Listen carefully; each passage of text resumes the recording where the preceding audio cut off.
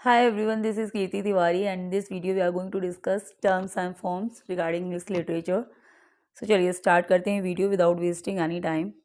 कल हमने 132 तक डिस्कस कर लिया था। Story is not a story without A plot and character. ठीक है, यहाँ से करेंगे आज 133।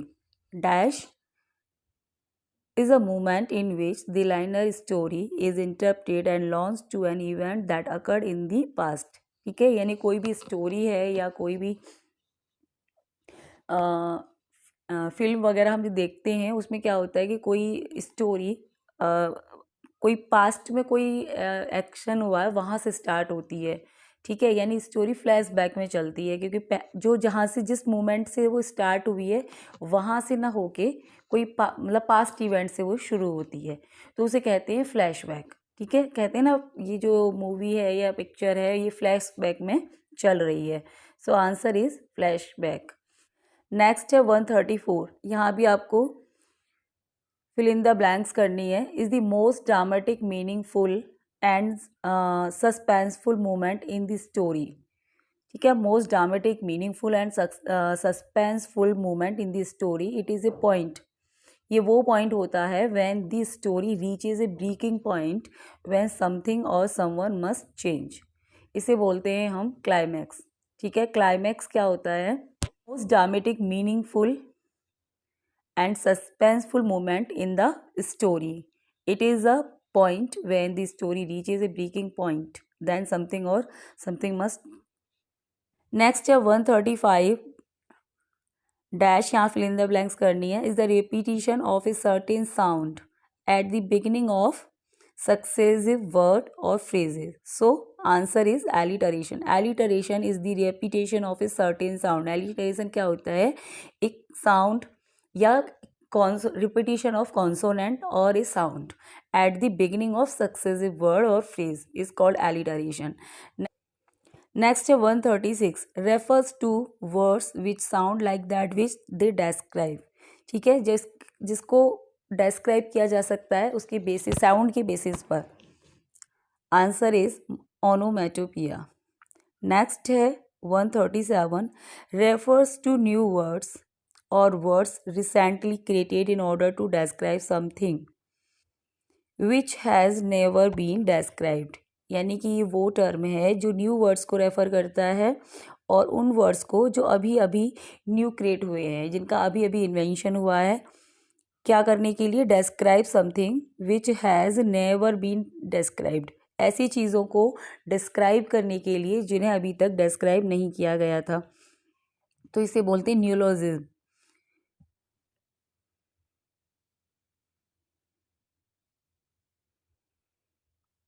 सो आपका आंसर क्या बन जाएगा? न्यूलोजिज्म। इसका मतलब होता है न्यू वर्ड्स। नेक्स्ट है 138 is when a word is used incorrectly. जब कोई वर्ड गलत मतलब बोला जाता है, often in place of one that sound similar to the correct one. यानी किसी ऐसे वर्ड को हम बोलना चाह रहे हैं लेकिन हमें वो बोलना नहीं आ रहा और हम उसी से मिलता जुलता कुछ प्रोनाउंस करते हैं क्योंकि हमें सही प्रोनाउंसिएशन नहीं पता। जैसे कम्प्रिहेंसिव बोलने की बजाय मतलब हम बोलते हैं एप्रीहेंसिव।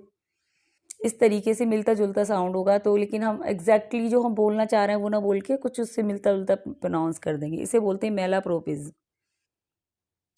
मेलाप्रोपिज्म। नेक्स्ट है 139 a dash is an over use saying or idea which has lost its original meaning or power. इसको क्या बोलते हैं? Answer is क्लीसे। क्लीसे क्या होता है? क्लीसे एक ओवर यूज सेइंग मतलब इतना ज़्यादा कोई वर्ड यूज़ कर लिया जाता है कि वो मतलब अपना जो एग्जिस्टेंस है वही खो देता है, वो क्लीसे बन जाता है फिर। नेक्स्ट है 140 dash is when an author make an indirect reference to a figure. जब कोई ऑथर एक इनडायरेक्ट रेफरेंस देता है किसी भी फिगर का या किसी स्थान का या फिर कोई इवेंट भी वो हो सकती है या फिर कोई idea originating from outside the test, जो उस टेस्ट में नहीं है, वो बाहर मतलब आउटसाइड द टेस्ट कोई रेफरेंस दे रहा है रीडर्स को, उसे बोलते हैं allusion. Allusion is an indirect reference. ये एक इनडायरेक्ट रेफरेंस होता है जिसे ऑथर यूज करता है आउटसाइड द टेक्स्ट। नेक्स्ट है question number 141. And dash occurs when there is an intentional error in the chronology or timeline of a text. यानी कोई टेक्स्ट है, उसके टाइमलाइन या फिर उसके क्रोनोलॉजी है ना, टाइमलाइन या क्रोनोलॉजी में इंटेंशनली कोई एरर हो, उसे बोलते हैं एनाक्रोनिज्म. एनाक्रोनिज्म इसका मतलब होता है आउट ऑफ टाइम. नेक्स्ट है question number 142. Is when a word or phrase is repeated at the beginning of multiple sentences throughout a piece of writing. ठीक है, कोई वर्ड भी हो सकता है और वो फ्रेज भी हो सकता है. जब वो बार बार रिपीट होता है किसी भी सेंटेंस की बिगनिंग में, है ना, कोई पीस ऑफ राइटिंग है उसकी बिगनिंग में बार बार वो रिपीट होता है, उसे बोलते हैं एनाफोरा. ठीक है, anaphora is a word or phrase is repeated at the beginning of multiple sentences throughout a piece of writing. जैसे चार्ल्स डिकेंस का जो है मोस्ट फेमस, या फिर आप उसको क्लीसे भी बोल सकते हो, मोस्टली उसी को यहाँ एग्जाम्पल पे दिया जाता है. It was the roast of time, it was the best of time. तो वो क्या है, एनाफोरा का बेस्ट एग्जाम्पल है. Next है 143. And dash occurs when something non-human such as animal, place or inanimate object behave in a human-like way. ठीक है, something जैसे non-human, जैसे एनिमल वगैरह, जब एनिमल और जो इनएनिमेट जो ऑब्जेक्ट होते हैं वो ह्यूमन बीइंग की तरह बिहेव करते हैं, उसे बोला जाता है एंथ्रोपोमोर्फिज्म. एंथ्रोपोमोर्फिज्म. Next है 144. Is the use of informal language and slang.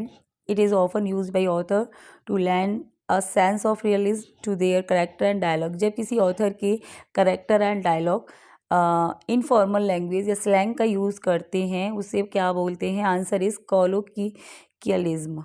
कॉलोकियलिज्म यानी कि आम लैंग्वेज, जो कॉमन मैन की जो लैंग्वेज होती है उसे बोलते हैं कॉलोकियलिज्म. Next है 145. And dash is when an author insert a famous quotation, poem, song or other short passages or text at the beginning of larger text. Answer is epigraph. Epigraph वो होता है जब कोई ऑथर अपने कोई भी फेमस वर्क से पहले उसकी बिगनिंग में कोई फेमस कोट, पोम या कोई सॉन्ग वगैरह इंसर्ट करता है, उसे बोलते हैं एपिग्राफ. नेक्स्ट है 146. is similar to anaphora, but in this case the repeated word or phrases appears at the end of successive statement. ठीक है, similar to anaphora यानी कि एनाफोरा जैसे होता है ना बिगनिंग में रिपीटेशन ऑफ फ्रेज और वर्ड का सेम रिपीटेशन होता है किसी पीस ऑफ राइटिंग में, वैसे ही ये वर्ड है, तो इसे एपिस्ट्रॉफी बोलते हैं. एपिस्ट्रॉफी क्या होता है? एनाफोरा की तरह ही होता है, रिपीटेशन ऑफ वर्ड होता है, बट एनाफोरा स्टार्टिंग में होता है ना, सेंटेंस की, but epistrophe in the last of sentence, मतलब सक्सेसिव सेंटेंस स्टेटमेंट में होता है.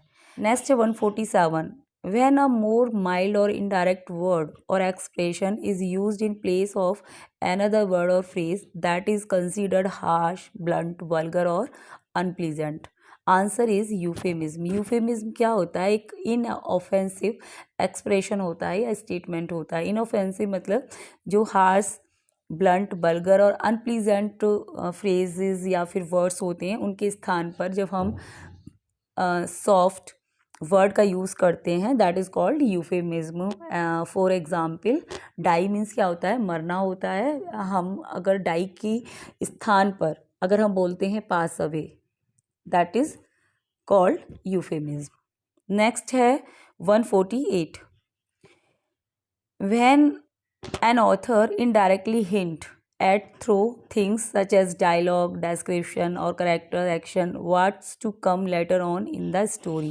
ठीक है, जब ऑथर इनडायरेक्टली हिंट करता है, मतलब डायलॉग, डिस्क्रिप्शन को लेकर करेक्टर के थ्रू कि मतलब बाद में स्टोरी में क्या होने वाला है, वो पहले ही उसको हिंट कर देता है, हिंट एट कर देता है, उसे बोलते हैं फोर शैडोइंग. नेक्स्ट है 149. When an author describes a scene, thing or idea so that it appeals to our senses, taste, smell, sight, touch और hearing. यानी कि कोई ऑथर जब कोई सीन या फिर कोई ऐसी चीज़ या फिर कोई ऐसा आइडिया यूज़ करता है ना, जो हमारे सेंसेस को अपील करे, है ना। यानी कोई उसने बात करी, जैसे रसगुल्ले की बात आ गई, और अगर हमारा वो फेवरेट है, जैसे बहुत से लोगों को काला रसगुल्ला बहुत पसंद होता है, और ऑथर ने रसगुल्ले की बात करी, तो एकदम से हम पढ़ेंगे तो हमारे मन मतलब मन में ना उसको खाने का मन करने आ जाएगा, पानी आ जाएगा एकदम से। तो दैट इज़ कॉल्ड इमेजिनरी, कि हम अपने सेंसेस के थ्रू वो चीज़ फील करने लग जाते हैं, है ना। वो फिर कुछ भी हो सकता है। स्मेल, अगर उसने रोज़ की बात करी है, जैसे गुलाब की बात कर दी, तो हम एकदम से उसकी जो रोज़ की जो स्मेल होती है ना, वो हमारे माइंड में, हमारे जहन में वो होती है कि ये स्मेल होती है रोज़ की, तो वो फील करने लग जाते हैं एकदम से। ये होता है इमेजिनरी। ठीक। नेक्स्ट है 150। When a statement is used to express an opposite meaning than the one literally expressed by it, इसका क्या मतलब है? यानी कोई एक्सप्रेस मतलब कोई स्टेटमेंट है जो हमने बोला है, उसका जो मीनिंग है वो जस्ट उसके अपोजिट है, ये what we said is just opposite to that, it is called irony. ये होता है आयरनी, कि हम कह रहे हैं उसका जस्ट अपोजिट मीनिंग है। नेक्स्ट है 151। The comparing and contrasting of two or more different usually opposite ideas, character, object, etc. ठीक है, दो अपोजिट आइडिया मतलब आइडिया हैं, या विचार, या करेक्टर, या फिर ऑब्जेक्ट, वॉट एवर, उनका कंपैरिजन हो रहा है, उनका तुलना हो रही है, उसे बोलते हैं juxtaposition. For example, tragedy, TRAZED, by tragedy and comedy. ठीक है, ये क्या है? जस्टापोजिशन, मतलब जस्टापोजिट हैं एक दूसरे के।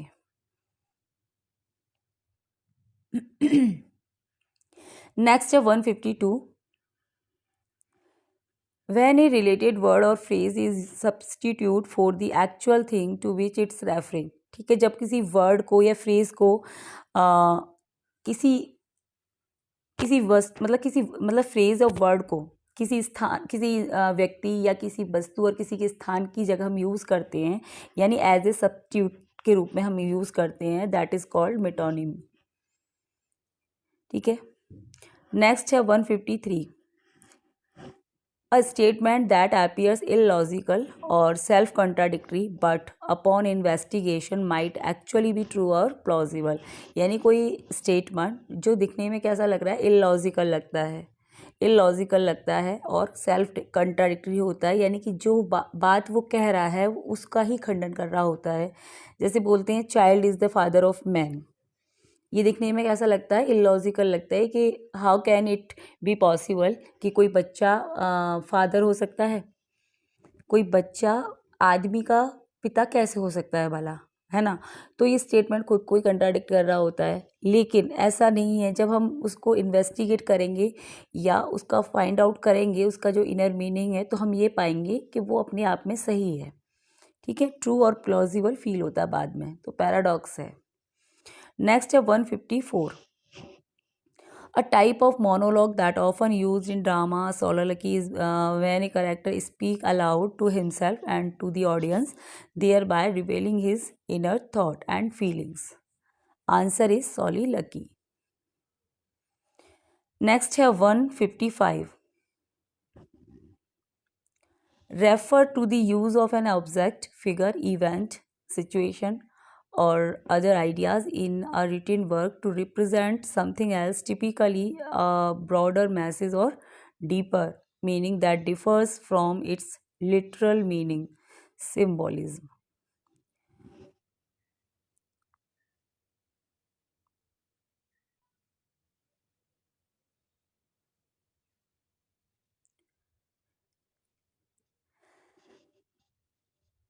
नेक्स्ट है 156। How many lines does a sonnet have? एक सोनेट में कितनी लाइन्स होती हैं? So we all know that there are 14 lines in a sonnet, so right answer is 14। so guys, this is all about this video. Rest of the question we will discuss in the next video. Thanks for watching this video. Thank you so much।